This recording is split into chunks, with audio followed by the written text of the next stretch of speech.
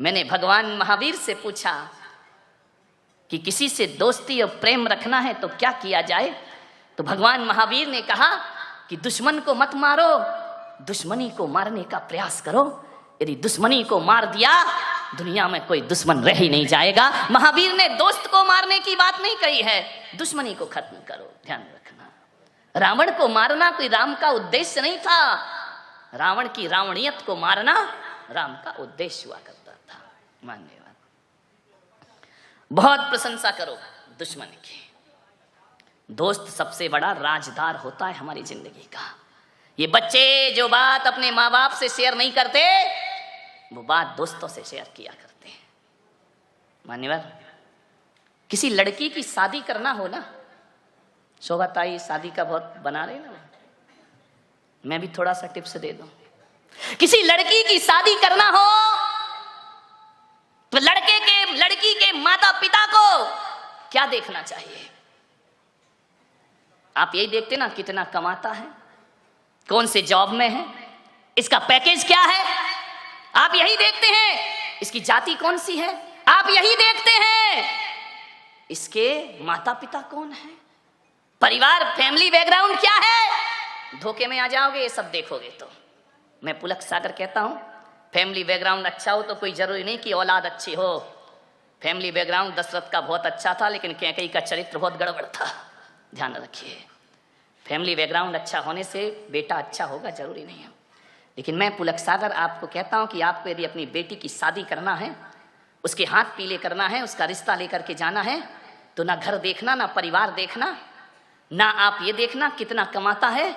आप तो ये देखना कि जिस लड़के से अपनी लड़की की शादी कर रही हूं, उसके दोस्त कैसे हैं, उसके यार कैसे हैं, उसके मित्र कैसे हैं। अरे पिता जैसा है बेटा वैसे ही होगा, कोई जरूरी नहीं है। माता जैसी है बेटा वैसे ही होगा, कोई जरूरी नहीं है। ध्यान रखना, लेकिन ये बिल्कुल जरूरी है कि दोस्त जैसे होंगे लड़का वैसा।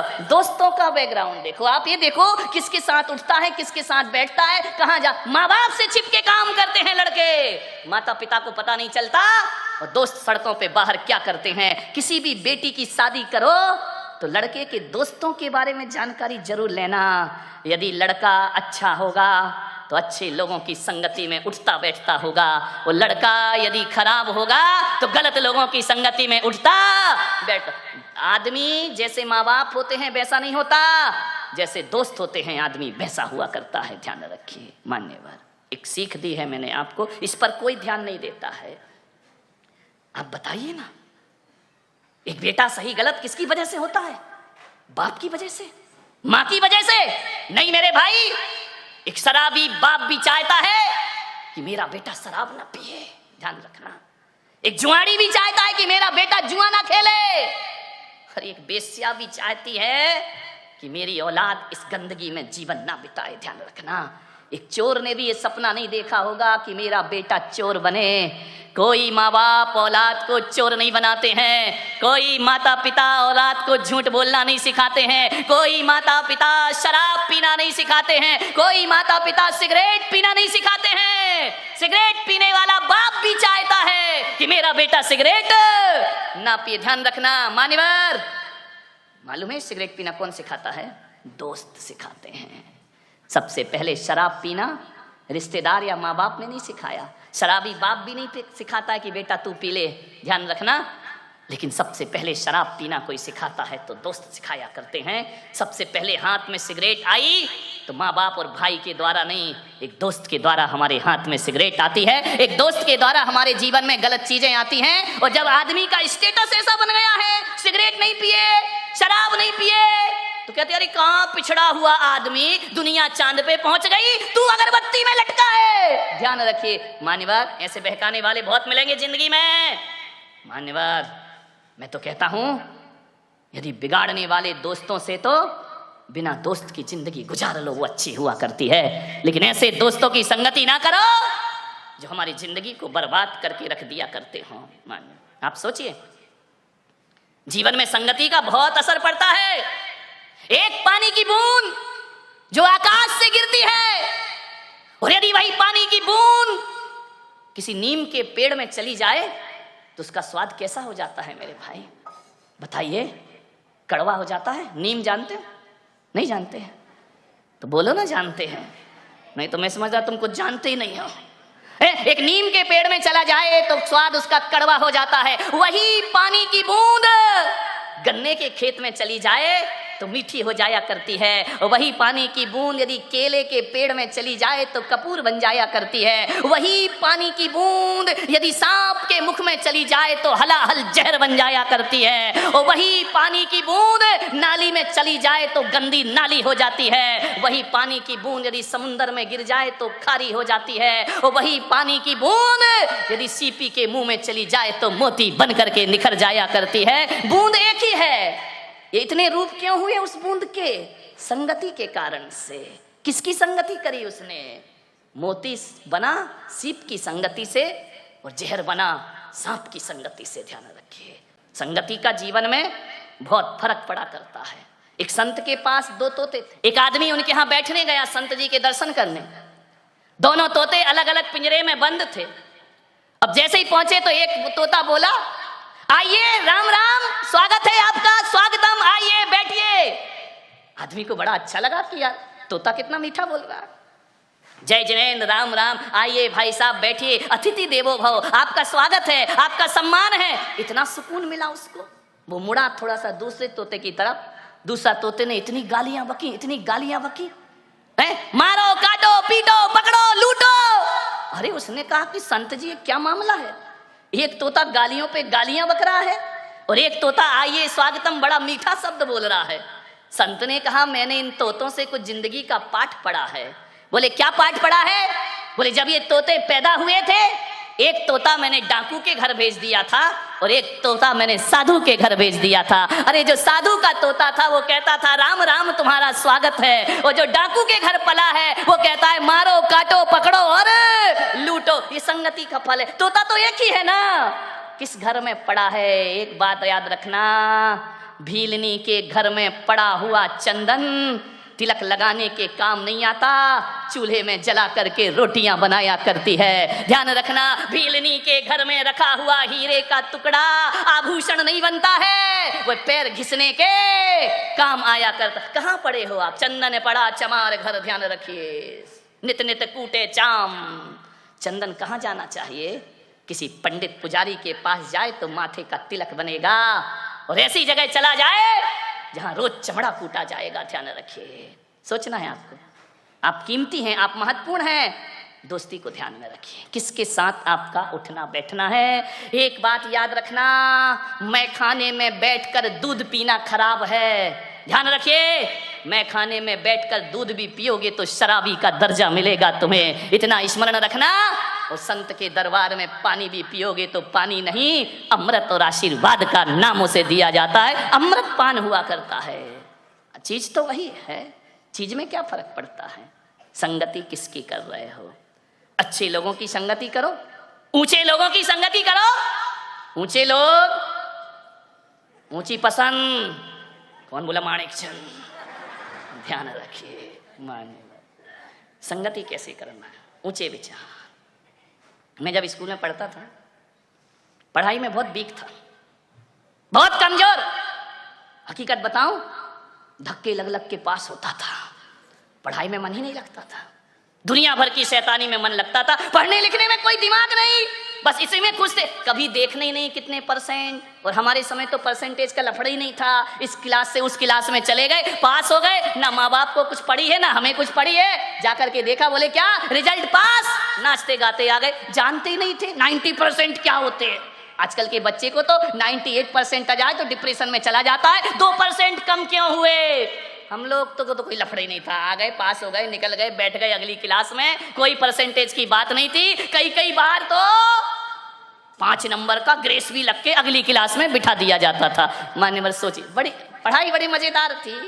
फेल भी हो गए तो कोई टेंशन नहीं। एक लड़का फेल हो गया था हमारी क्लास में बचपन में। अब वो फेल तो हो गया बेचारा, बड़ा रो रहा। मैंने कहा काहे को रोता है यार, हो गया, फेल हो गया।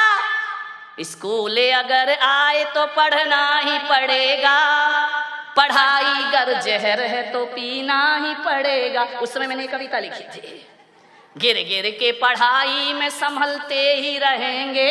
ये मेरी बचपन की कविता है।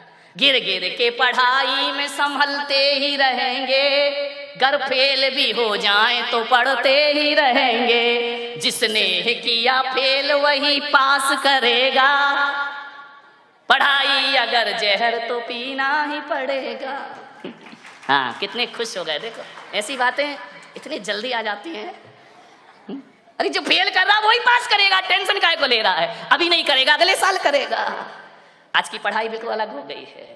ध्यान ध्यान, मैं पढ़ता था, पीछे की लाइन में बैठता था, मेरे नंबर कम आते थे।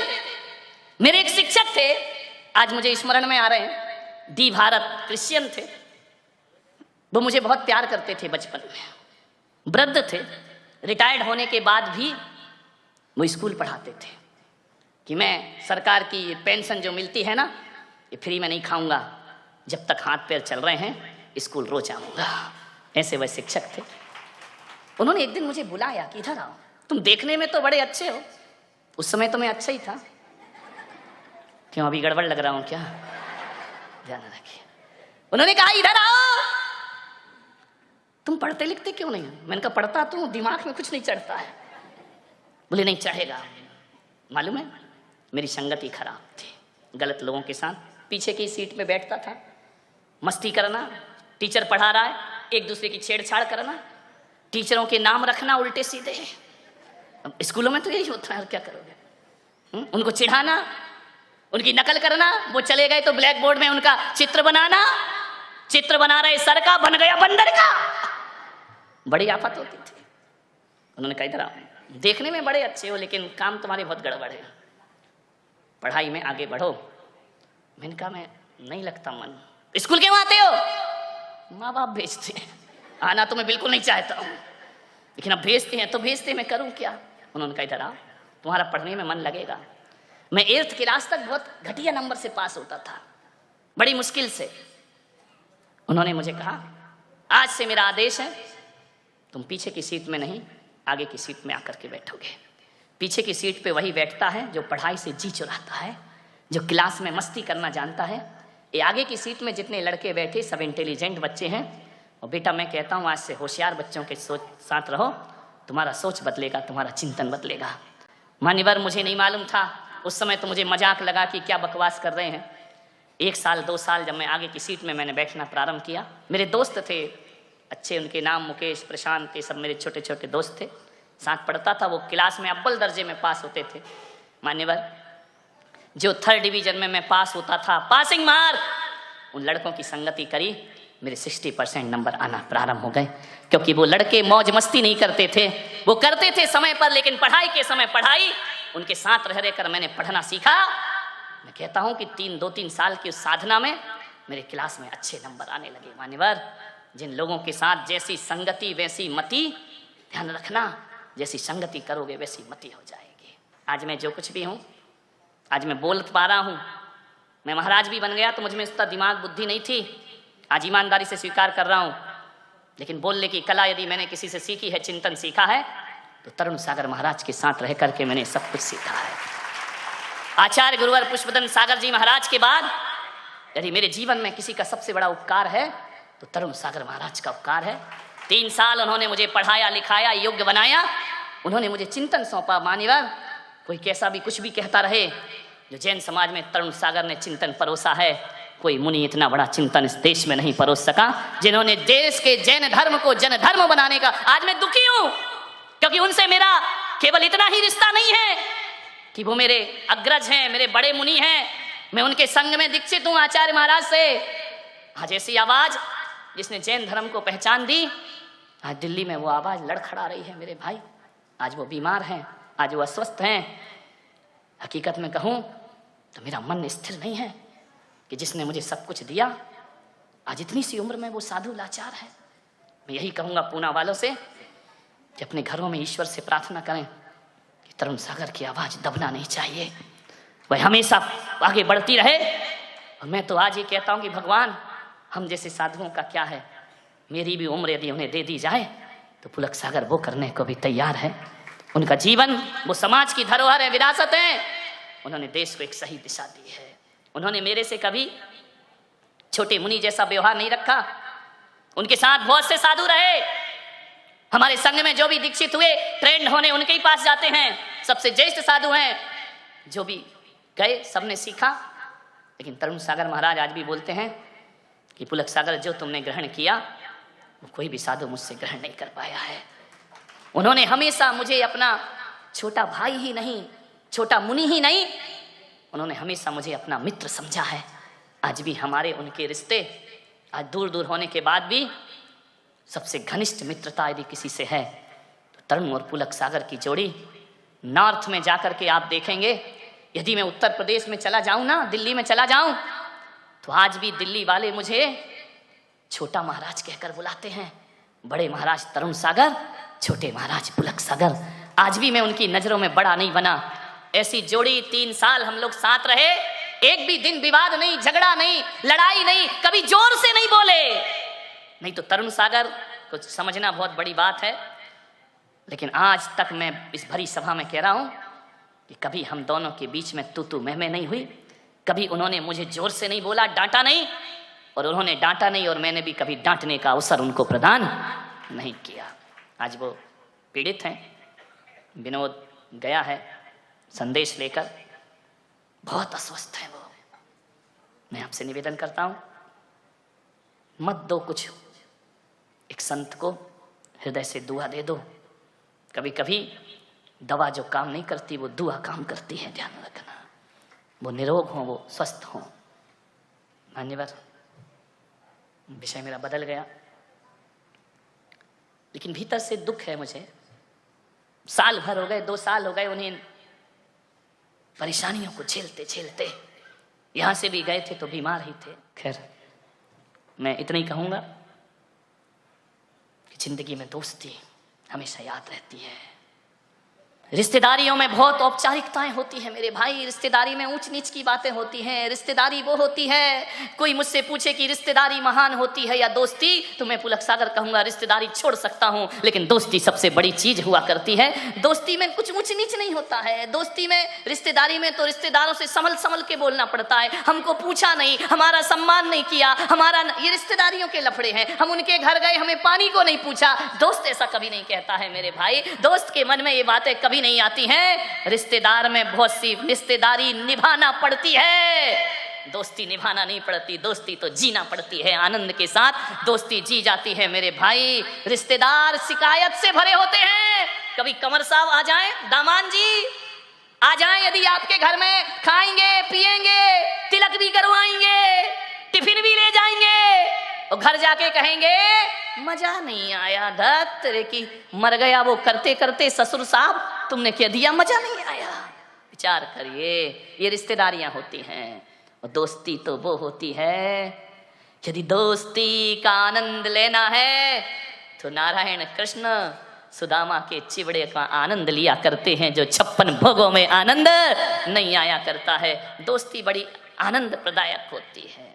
आपसे एक निवेदन है, मैं जहां तक सोचता हूं कि अब्दुल कलाम को यदि गलत संगति मिल जाती तो मेरा पूरा विश्वास है कि अब्दुल कलाम लादेन बन गए होते, और लादेन को अच्छी संगति मिल जाती तो लादेन अब्दुल कलाम बन गया होता। ध्यान रखिए, राम को अच्छी संगति मिली, वो महान हो गए। यदि रावण को अच्छी संगति मिलती तो रावण भी राम बन के खड़ा होता, और राम को गलत संगति मिलती तो राम रावण बन गए होते। मेरे भाई, आपसे मैं यही निवेदन करना चाहता हूं। आज यदि मैं इस ओहदे पर आके पहुंचा हूं तो इसमें मेरे जीवन में सबसे ज्यादा हाथ किसी का है तो दोस्तों का हाथ मेरे जीवन में है। मान्यवर, सोचिए, अच्छी संगति करो। मालूम है, गंगा जैसी नदी में यदि नाली का पानी मिल जाए तो कहते हैं कि नाली का पानी गंगा जैसा पूज्य हो जाया करता है। गंगा में नाली का पानी मिले तो वो गंगा जल हो जाया करता है, और गंगा जल को यदि नाली में डाल दिया जाए तो वो गंदा जल हो जाया करता है, वो अपवित्र हो जाया करता है। संगति करो तो गंगा जैसों की करो, जहां जाकर के हमारा ये गंदगी में शरीर पवित्र हो जाए। एक कोयले की बोरी में, कोयला जानते हैं, महिलाएं क्या, बड़ा कठिन है, कोड़सा, यही कोड़सा, हाँ चलेगा, बहुत कठिन है भाई। यदि उसके बोरी गोनी उसमें यदि शक्कर भर दी जाए तो शक्कर काली हो जाती है। मेरे भाई ध्यान रखना, इस संगति का फल हुआ करता है। मैं आपसे निवेदन करता हूं, दोस्ती के रिश्ते को पवित्र रखना है, पावन बनाना है, तो जिससे भी दोस्ती का रिश्ता बनाओ, बनाने से पहले एक कब्रिस्तान अपने हृदय के कोने में जरूर बनाना। ध्यान रखना, बाहर के कब्रिस्तान की बात नहीं कर रहा हूं, अपने हृदय के कोने में, अपने मन के कोने में एक कब्रिस्तान जरूर बनाना। और ऐसा कब्रिस्तान जहां हम अपने मित्र की बुराइयों को दफना सके। ध्यान रखिए, उनको जमी दोज कर सके। हर मित्र में अच्छाई और बुराई दोनों हुआ करती है। मेरे भाई, आपसे निवेदन है, यदि दोस्ती को अच्छा रखना है तो मित्रों की बुराइयों को सीने में दबा के रखना पड़ता है। ऐसा कब्रिस्तान जहां हम मित्र के दोषों को छिपा सके, बहुत कठिन काम है। प्रशंसा करना बहुत आसान है मेरे भाई, कमियों को छिपाना बहुत कठिन काम हुआ करता है। अरे किसी व्यक्ति में कोई कमी है, उस कमी को यदि छिपाना है तो इतना ही कठिन है जैसे कोई जहर का घूंट पी रहा हो। मेरे भाई, हम दूसरों की कमियों को उजागर बहुत जल्दी करते हैं। दोस्त कैसा होना चाहिए? एक वो होती है ना ढाल, तलवार के साथ ढाल जो होती है वो हमेशा पीठ के पीछे रहा करती है, पीठ पर लगी रहती है। लेकिन जो ढाल जो पीठ पर है, लेकिन जब उसका दोस्त रणभूमि में खड़ा होता है और जब उस पर तलवारों से आक्रमण होता है तो पीछे की ढाल छाती के सामने आ जाया करती है। दोस्त वैसे ही होना चाहिए कि बुरा अच्छे दिनों में तो दोस्त पीछे रहे, लेकिन बुरे दिनों में ढाल बन करके दोस्त को आगे आना चाहिए, दोस्ती का रिश्ता निभाना चाहिए, ढाल बन करके खड़े हो। एक ही चांद काफी है, क्या जरूरत है सितारों की? आकाश में एक ही चांद काफी है, क्या जरूरत है सितारों की? और जिंदगी में एक ही दोस्त काफी है, क्या जरूरत है हजारों की? मेरे भाई, एक सच्चा दोस्त मिले। 2 अगस्त 1935 को, समेट रहा हूं अपनी बात को, 2 अगस्त 1935 को अमेरिका की एक अदालत ने एक लड़के को फांसी दे दी। सबूत के सामने अदालत कुछ ना कर सकी। अदालत जानती थी कि लड़का बेगुनाह है, लेकिन बेगुनाही का कोई सबूत नहीं था। कानून अंधा होता है, उसकी आंखों में पट्टियां बंधी होती हैं काली, वो कुछ नहीं देखता। कानून खुद जाके अपराध नहीं देखता, कानून यदि देखता है तो सबूतों की निगाह से देखा करता है। सबूतों ने पास कर दिया कि अपराधी है, अमेरिका ने उसे सजा दे दी, मौत की सजा। उसका एक दोस्त था, उसे पता चला कि मेरा दोस्त गलत नहीं है, लेकिन कानून के सामने वो दोस्त भी लाचार था। उसे पता लगा कि उसके दोस्त को फांसी दे दी गई 2 अगस्त को। उसने देखा कि मेरे दोस्त को फांसी दे दी, उसी समय उसने जाके अपनी आत्महत्या कर ली। वो दोस्त का जुदाई सहन नहीं कर पाया, मर गया, सुसाइड कर लिया उसने।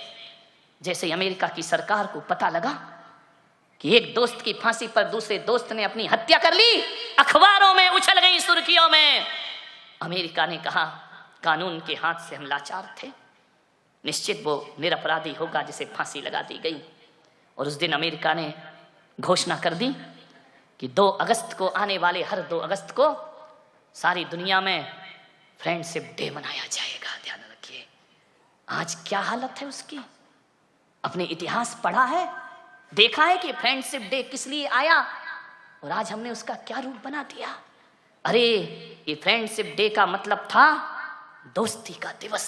दुनिया में मिसाल खड़ी हो कि एक दोस्त के लिए दोस्त अपनी जान दे दिया करता है, लेकिन आज हमने फ्रेंडशिप डे को एक बेल्ट में सीमित कर दिया है।